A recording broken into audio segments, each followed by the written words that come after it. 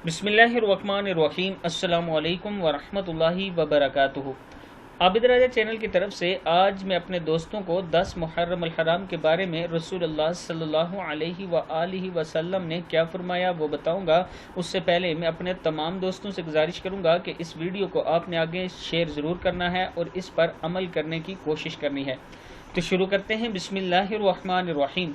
रसूलुल्लाह सल्लल्लाहु अलैहि वआलिहि वसल्लम ने फरमाया कि रमज़ान के बाद सबसे अफजल रोज़े माह मुहर्रम के रोज़े हैं जो अल्लाह का महीना है। सही मुस्लिम में है।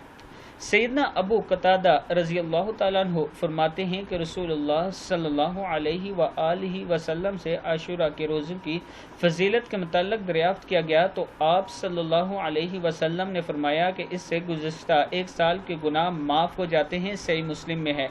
सैयदना इब्न अब्बास रज़ी अल्लाह ताला अन्हु फरमाते हैं कि मैंने नबी अकरम सल्लल्लाहु अलैहि वआलिहि वसल्लम को किसी दिन के रोज़े का दूसरे आम दिनों के रोज़ों पर अफजल जानने का इरादा करते हुए नहीं देखा जिस तरह योम आशूरा और माह रमज़ान का एहतमाम करते हुए देखा है। सही बुखारी और सही मुस्लिम में ये भी मौजूद है। मैं अपने दोस्तों से गुजारिश करूँगा कि मुहर्रम हराम के रोज़े रसूलुल्लाह सल्लल्लाहु अलैहि वसल्लम ने बताए हैं, इस पर आप दोस्त भी ज़रूर अमल किया करें। अस्सलामु अलैकुम व रहमतुल्लाहि व बरकातुहू।